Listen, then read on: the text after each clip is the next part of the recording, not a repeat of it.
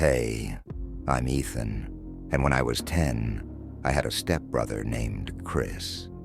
We were both pretty adventurous, always finding ways to get into some kind of mischief. One day we decided to walk to the downtown area from our house. It was a long 45-minute walk, but we were bored and figured we'd find something fun to do. After walking for a while, we stopped at a dollar store to grab some snacks. As we were wandering around, just messing about, we spotted this old rundown building that looked completely abandoned. Of course, our curiosity got the best of us, and we decided to check it out. We didn't think much of it at the time, just two kids looking for a bit of excitement. Chris had a small pocket knife on him, and he used it to pry open the door. The place was dark and dusty. There was a small room with an old desk and some broken-down cupboards.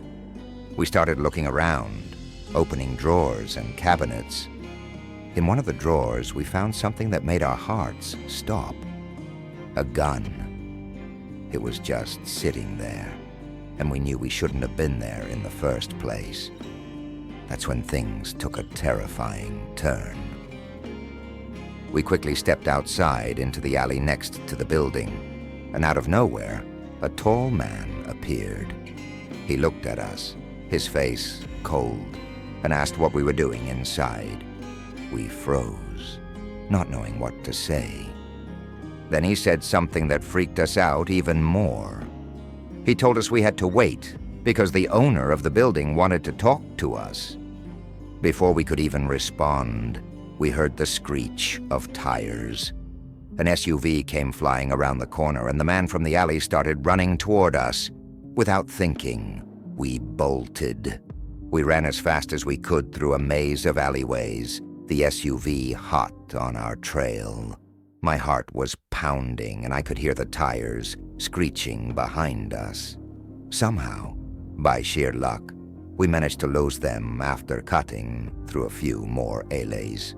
When we finally made it home, I was out of breath and my legs were shaking. As soon as we got inside, I collapsed on the floor and started crying. I was so scared, and to this day I've never told my parents what happened, but I still think about it sometimes, wondering what those people might have done if we hadn't managed to escape. Last year, my friends and I went to a concert in the south side of Chicago. The area is known to be a little rough, but we didn't think much of it. The concert was packed, and we felt pretty safe with so many people around.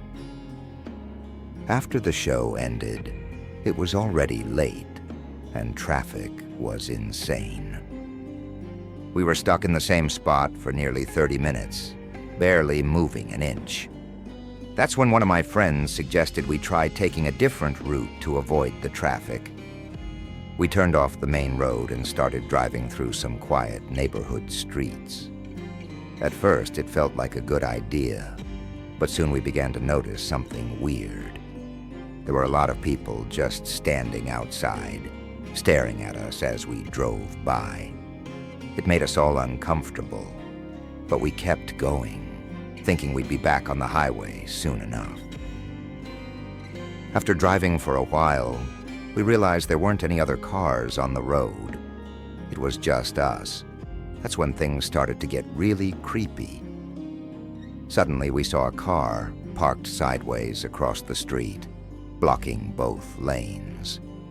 I quickly stopped the car and reversed, deciding to take a different street. But not long after, the same thing happened. A car blocking the road again. Two men appeared, one standing behind the car, and the other walking straight toward us. The second guy motioned for me to roll down the window. Feeling nervous, I only cracked it open a little. He asked where we were headed, and I told him, with a shaky voice, that we were just trying to get back to the highway. He nodded, but his friend was already inching closer to the car. Without warning, Both men lunged for the door handles and started trying to yank them open. My heart was racing. I immediately slammed the car into reverse and hit the gas, trying to get out of there as fast as I could. Their hands stayed on the doors for a few moments before I pulled away. We sped off, adrenaline pumping, not stopping until we were back on a safer road. The rest of the ride home was silent. None of us could stop shaking. I'm so thankful we kept the doors locked. I still think about what could have happened if we hadn't been so lucky. When I was 16, my stepbrother Jake and I loved to explore places we probably shouldn't. We were always up for a little adventure, even if it meant getting into trouble. One afternoon, we were walking around downtown, just looking for something to do, when we stumbled upon an old, abandoned-looking building. Our curiosity got the better of us, and we decided to check it out. Using a pocket knife, we managed to pry open the door and step inside. The place was completely empty, just an old desk and some dusty cupboards sitting in the corner. We started poking around, not really expecting to find anything. Then, while looking through one of the drawers, we found something that made our hearts skip a beat. An old gun. The sight of it immediately sent chills down my spine. We both felt like we needed to get out of there fast. As soon as we stepped back into the alley, a tall man appeared out of nowhere. He looked at us and asked, "Were you just inside that building?" We froze, not sure what to say. Before we could even answer, he told us we needed to wait because the owner of the building wanted to talk to us. At that moment, we knew we were in trouble. Seconds later, an SUV screeched to a halt at the end of the alley. The man who had been talking to us jumped into the car, and that's when panic set in. Without thinking, Jake and I took off running. The SUV peeled out, chasing us through the alleyways. We darted around corners, cutting through side streets, trying to lose them. My heart was pounding so hard I thought it might burst. We kept running, eventually sprinting through a nearby park, hoping they'd give up. After what felt like forever, we finally lost them. By the time we got home, both of us were completely out of breath, trembling from the fear and adrenaline. I collapsed onto the floor, unable to speak for a while. We never told our parents about that day, but it's something I still think about. I can't help but wonder what would have happened if we hadn't been able to get away in time. I'm David, and when I was 17, something happened that still gives me chills to this day. My stepbrother Jake and I used to hang out downtown, always looking for ways to pass the time, even if it meant doing things we probably shouldn't. One afternoon, we came across an old abandoned warehouse. We were always curious, and this place looked like it hadn't been touched in years, so naturally we couldn't resist checking it out. We managed to break in through a rusty old door. Inside the place was a mess.